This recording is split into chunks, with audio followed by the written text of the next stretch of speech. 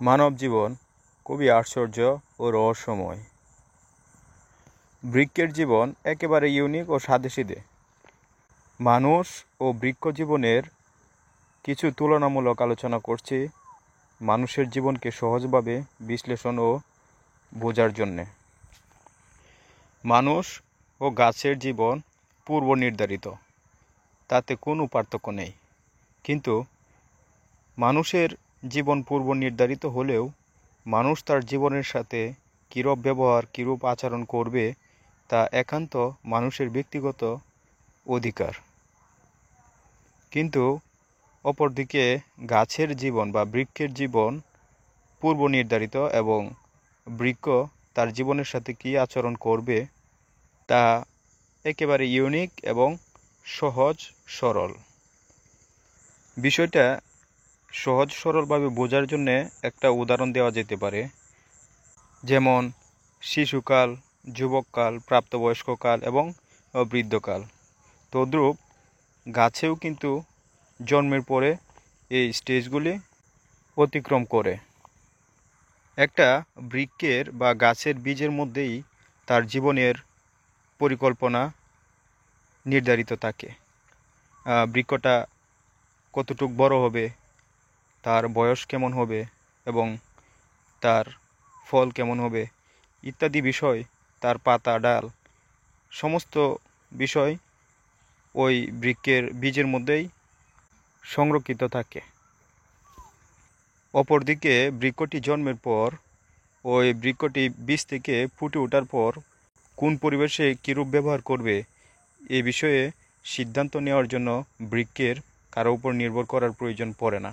আর বৃক্ষ তৎক্ষণাৎ এই বিষয়ে সিদ্ধান্ত নিতে পারে। মানে পরিবেশ পরিস্থিতির সাথে বৃক্ষটি কীরূপ আচরণ করবে তা একান্ত বৃক্ষের ইউনিক বা সহজ সরল গাণিতিক প্যাটার্ন।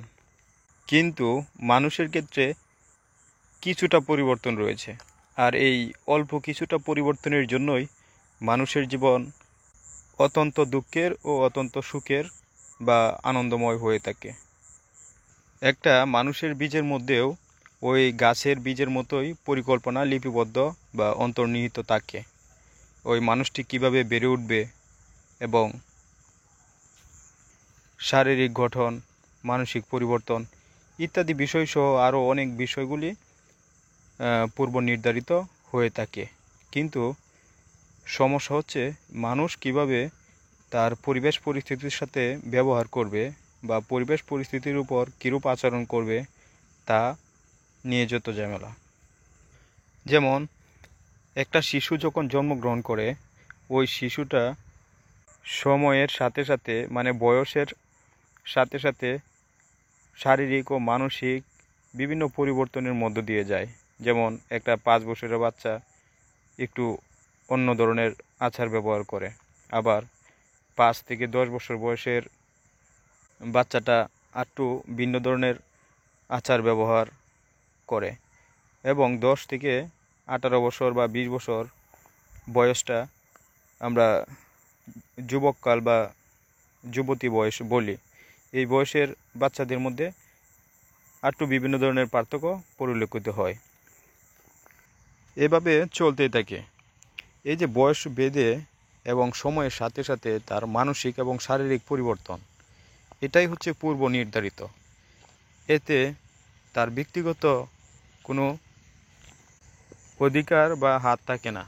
এছাড়া আরও বিভিন্ন বিষয় আছে যা পূর্ব নির্ধারিত। একটা শিশু যখন কৈশোরকাল অতিক্রম করে 10 থেকে 20 বছর বয়সটা অতিক্রম করে, এই বয়সটা হচ্ছে যৌবনের বয়স। তখন ওই শিশুটার দেহের মধ্যে কিছু বিশেষ পরিবর্তন ঘটে। এই বয়সটা অতিক্রম করে সে তার দেহের মধ্যে একটা নতুন কেমিক্যাল আবিষ্কার করে, যেটা সেক্স হরমোন নামে পরিচিত। এই সেক্স হরমোনের কারণে সে পরিবেশ পরিস্থিতির উপর একটু অন্যরকম প্রভাব ফেলে বা তার জীবনটাকে একটু অন্যভাবে ফিল করা শুরু করে। এই যে শিশুটা সে নিজেকে একটু অন্যভাবে ফিল করা শুরু করলো একটা বিশেষ হরমোনের কারণে, এটা কিন্তু তার প্রাকৃতিক পরিবর্তন। এই পরিবর্তনটা তার পূর্ব নির্ধারিত, এটা তার ডিএনএর সাথে কোড করা। মানব জীবনটা এভাবেই সাজানো হয়েছে। কথা বলছি এই যে বিশেষ সেক্স হরমোনের কারণে তার যে এই বিশেষ পরিবর্তন, জীবনকে অন্যভাবে ফিল করা এবং পরিবেশ পরিস্থিতি এবং আচার ব্যবহারে বিশেষ এই যে পার্থক্য, এই যে একটা যুবক বা একটা যুবতী হঠাৎ একটু পরিবর্তন বা আচার ব্যবহারে পরিবর্তন, এই পরিবর্তনটা কিন্তু ইউনিক নয়, এই পরিবর্তনটা হচ্ছে যৌগিক। মানে এটা তার এরূপ বিশেষ ব্যবহার বা আচরণের জন্য তার এই হরমোন কিন্তু দায়ী। সে সে ব্যক্তিগতভাবে হঠাৎ করেই এরকম পরিবর্তন হয়নি। তার মধ্যে নতুন একটা কেমিক্যাল আসছে, নতুন একটা হরমোন আসছে বলেই সে হরমোনের তাড়নায়, হরমোনে প্রভাবিত হয়ে একটু বিশেষ ব্যবহার বা আচরণ করছে। এটাই হচ্ছে যৌগিক পরিবর্তন, মৌলিক পরিবর্তন নয়। কিন্তু ওই যুবক আর যুবতী কিন্তু সে মনে করতেছে যে এটা তার মৌলিক পরিবর্তন। এই সে নিজেই কিন্তু এই জিনিসটা, কিন্তু এই যে সেক্স হরমোনটা, এটা কিন্তু জীবনের সাথে জড়িত, কিন্তু এটাই কিন্তু মানব জীবন না। যেমন এক সময় এটা তার কাছে ছিল না, তখন সে একটা অন্য ধরনের আচার ব্যবহার করত। কিন্তু এটা যখন তার মধ্যে নতুন করে আসছে বা অ্যাড হয়েছে, তখন সে একটু ভিন্ন ধরনের আচার ব্যবহার শুরু করছে। আবার এমন একটা সময় আসবে যখন তার কাছে এই কেমিক্যাল হরমোনটা থাকবে না, কিন্তু তার জীবন ঠিকই থাকবে। তখন কিন্তু সে অন্য ধরনের আচার ব্যবহার করবে। এখন সে যে আচার ব্যবহার করতেছে, তখন তার মধ্যে এই ব্যবহার থাকবে না। এই যে বিশেষ পরিবর্তনটা, এই বিশেষ পরিবর্তনটা হয়েছে মূলত তার মধ্যে এই নতুন সেক্স হরমোনটা অ্যাড হয়েছে বা আসছে বলে। এই জন্যই বলছি যে এই যুবক বয়সের যে উত্তাল জীবন, এটা ইউনিক নয় বা মৌলিক না, এটা হচ্ছে যৌগিক। যদি যুবক বয়সে কেউ এই হরমোনটা দ্বারা প্রভাবিত না হয় বা এই হরমোনটা যদি তার কাছে না আসে, তাহলে যুবক বয়সের এই বিশেষ পার্থক্য বা বিশেষ পরিবর্তন বা বিশেষ ব্যবহার তার মধ্যে প্রকাশ পাবে না। এই সেক্স হরমোন ছাড়াও মানব জীবনের শিক্ষা, মানে জ্ঞান ও তার ব্যবহার, এছাড়াও আরও বিভিন্ন বিষয় পূর্ব নির্ধারিত।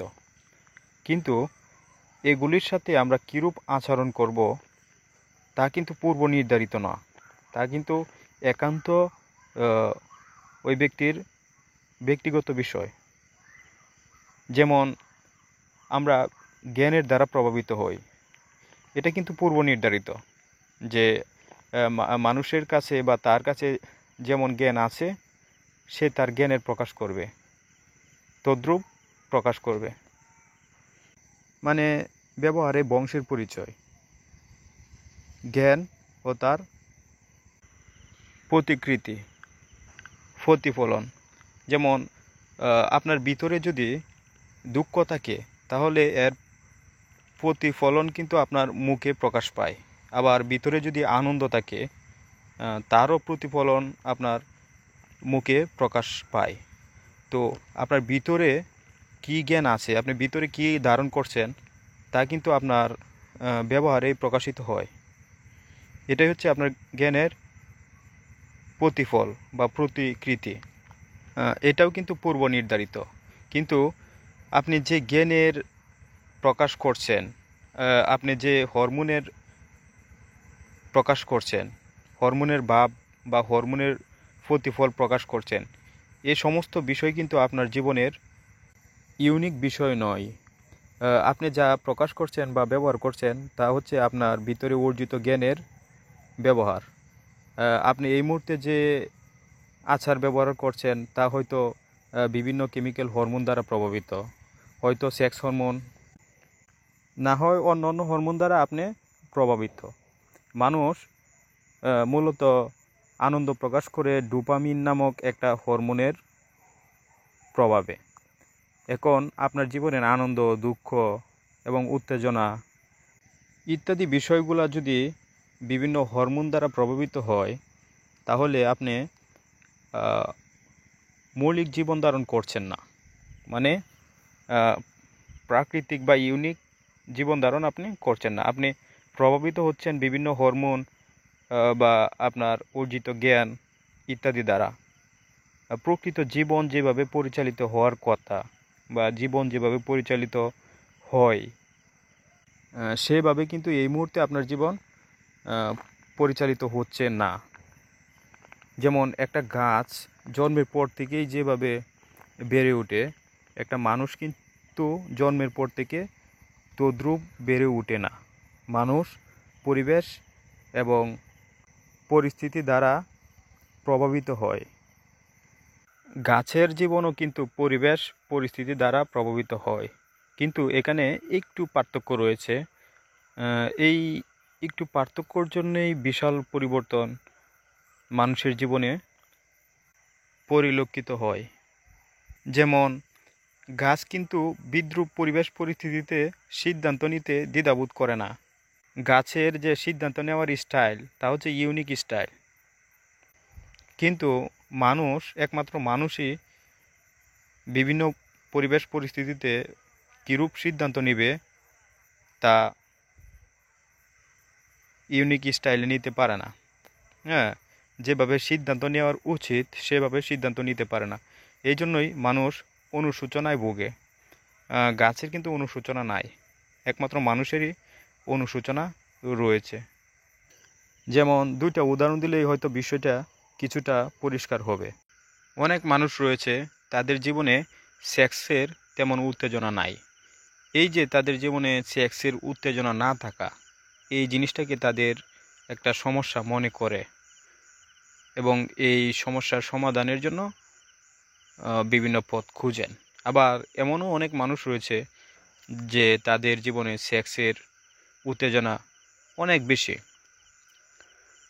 আর এই বেশি থাকাটাই হচ্ছে তাদের একটা সমস্যা এবং তারা অনেক সমাধান খুঁজেন কিভাবে এই অতিরিক্ত উত্তেজনাকে দমন করা যায়। তাহলে সমাজে দুই ধরনের মানুষই রয়েছে, যারা এই জিনিসটাকে আরও উত্তেজনা করতে চান, আরেক শ্রেণীর মানুষ রয়েছে যারা এই উত্তেজনাকে দমন করতে চান। তাহলে বিষয়টা হচ্ছে কারো জীবনে থাকাতে সমস্যা, আবার কারো জীবনে না থাকাতে সমস্যা। তো খাবার আপনি কখন খান? যখন ক্ষুধা পায় তখনই তো খাবার খান। ক্ষুধা পেলে খাবার খাবেন, ক্ষুধা না পেলে তো খাওয়ার প্রয়োজন নাই। আবার জ্ঞানগত দিক দিয়ে যদি আপনি দেখেন, তাহলে দেখতে পাবেন যে কিছু মানুষ আছে যারা 5 ওয়াক্ত নামাজ পড়ে, আবার কিছু মানুষ আছে যারা নামাজ পড়ে না। এখন যারা নামাজ পড়ে না, তাদেরকে যদি আপনি বলেন যে ভাই আপনি 5 ওয়াক্ত নামাজ পড়বেন, তাহলেই কিন্তু সে নামাজ পড়বে না। আপনার তুরিতেই সে 5 ওয়াক্ত নামাজি হয়ে যাবে না। আবার যারা অলরেডি 5 ওয়াক্ত নামাজ পড়ে, তাদেরকে যদি আপনি বলেন যে নামাজ পড়ার কোনো প্রয়োজনীয়তা নাই, তাহলেও কিন্তু সে নামাজ ছাড়বে না।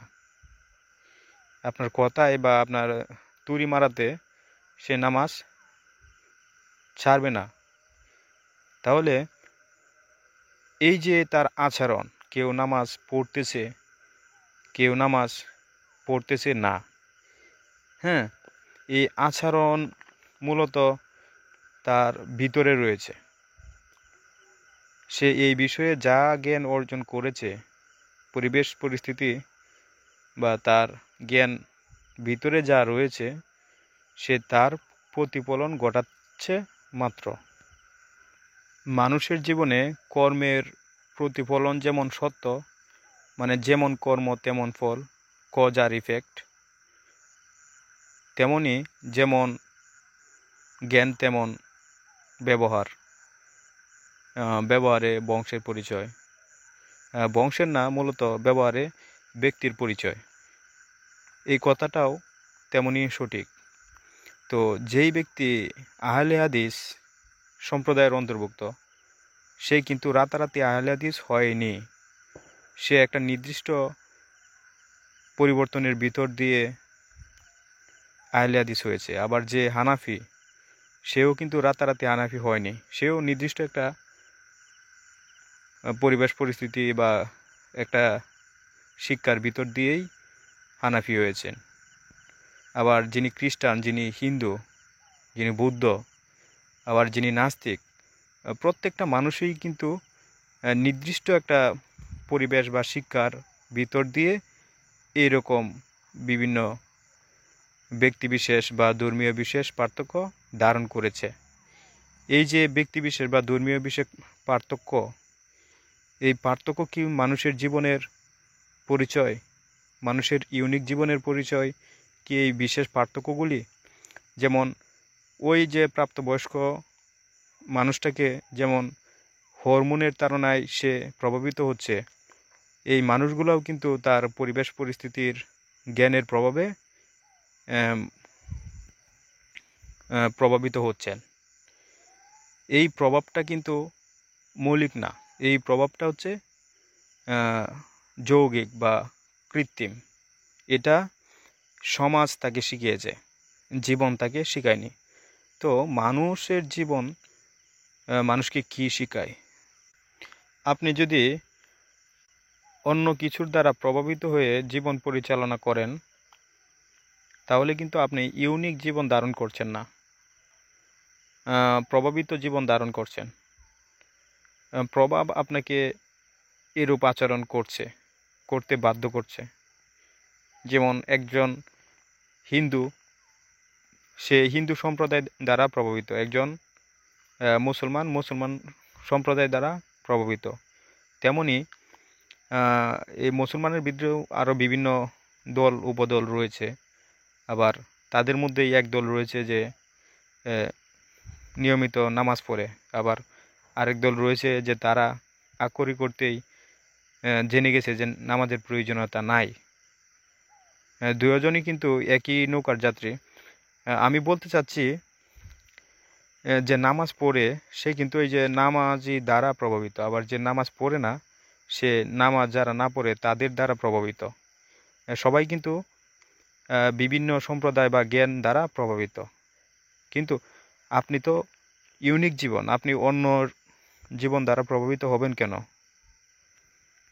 যেমন আপনি এই মুহূর্তে যা করছেন বা যা ভাবছেন, তা কি আপনি স্বয়ং নিজ থেকে ভাবছেন, না অন্যের দ্বারা প্রভাবিত হয়েছেন?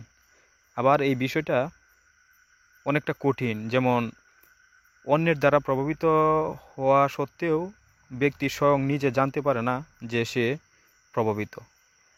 যেমন ওই প্রাপ্তবয়স্ক যুবকটা কিন্তু হরমোন দ্বারা প্রভাবিত, কিন্তু সে নিজে মনে করতেছে যে সে নিজে এটাই। তেমন উত্তেজনায় তার জীবনের বৈশিষ্ট্য, এই উত্তেজনাই হচ্ছে জীবন। কিন্তু দেখুন, এই খাবারের ক্ষুধাও কিন্তু একটা উত্তেজনা। এই ক্ষুধার্ত থাকাই কিন্তু বা ক্ষুধা নিবারণ করাই কিন্তু জীবনের একমাত্র উদ্দেশ্য না। তেমনি তৃষ্ণা, ক্ষুধা বা সেক্স, এগুলি মানব জীবনের বিভিন্ন পরিক্রমা, কিন্তু এগুলি জীবনের মূল লক্ষ্য না। কিন্তু এই জিনিসটা কিন্তু যে সেই যুবক ছেলেটা বা মেয়েটা এই মুহূর্তে বুঝতে পারতেছে না। তো এই মুহূর্তে আপনি যে অন্য বিভিন্ন দল বা বিভিন্ন জ্ঞান দ্বারা প্রভাবিত হয়েছেন, এই জিনিসটা কিন্তু স্বয়ং আপনি এখন বুঝতেছেন না। যখন স্বয়ং জীবনের সন্ধান পাবেন, তখন এই বিষয়গুলো বুঝতে সক্ষম হবেন। একজন আহলে হাদিস বুঝতেছে না যে আহলে হাদিস সম্প্রদায় দ্বারা সে প্রভাবিত। একজন হানাফি বা একজন সুন্নি, একজন হিন্দু, একজন বৌদ্ধ, এই বিষয়গুলা সে বুঝতেছে না যে তারা বিভিন্ন জ্ঞান দ্বারা বা বিভিন্ন সম্প্রদায় দ্বারা প্রভাবিত হয়েছেন, আর সেই সম্প্রদায়ের মতোই আচরণ ব্যবহার করছেন। এই বিষয়গুলো কিন্তু তারা নিজেরাও জানে না। এটা হচ্ছে একটা মেন সমস্যা। এই জন্যই মানব জীবনে শিক্ষা বা দীক্ষার প্রয়োজনীয়তা রয়েছে। একটা বৃক্ষের জীবনে যেমন কৃত্রিম প্রভাব পরিলক্ষিত হয়, মানে বৃক্ষটাকে যদি আপনি কৃত্রিমভাবে প্রযোজন করান বা কৃত্রিম পরিবেশে রাখেন বা অতিরিক্ত তাপমাত্রায় বা নিম্ন তাপমাত্রায় বা খাবার সংকট বা অন্য গাছ দ্বারা পরাগায়ন করানোর চেষ্টা বা আরও বিভিন্ন বিষয়গুলো রয়েছে, এগুলি যদি করেন আপনি, তাহলে এই বিষয়ের যে পরিবর্তন তা আপনি বৃক্ষতে স্পষ্ট দেখতে পাবেন, প্রকাশিত হবে। তদ্রূপ মানব জীবনের এই সমাজ দ্বারা, জ্ঞান দ্বারা, এই যে বিভিন্ন জিনিস দ্বারা যে পরিবর্তন, এই পরিবর্তনও কিন্তু স্পষ্ট মানুষের মধ্যে পরিলক্ষিত হয়, মানে স্পষ্ট দেখা যায়। কিন্তু স্বয়ং ওই ব্যক্তি এটা বুঝতে পারে না যে তিনি প্রভাবিত হয়েছেন। এই জন্য মানুষের জীবনে দীক্ষার প্রয়োজন, শিক্ষার প্রয়োজন। তো মানুষের জীবনের সবচেয়ে বড় শিক্ষা বা এক কথায় সবচেয়ে গভীরতম শিক্ষা হচ্ছে বিবেক বিরুদ্ধ কাজ না করা। যে মানুষের জীবনের দীক্ষার মন্ত্র হচ্ছে যে এখন থেকে সচেতনভাবে বিবেকের বিরুদ্ধে কোনো কাজ করব না। এটা হচ্ছে মানুষের জীবনের সর্বোত্তম শিক্ষা। কারণ মানুষ নিজের বিবেকের কাছে দায়বদ্ধ থাকে, যা অন্য অন্য প্রাণীদের ক্ষেত্রে পরিলক্ষিত হয় না।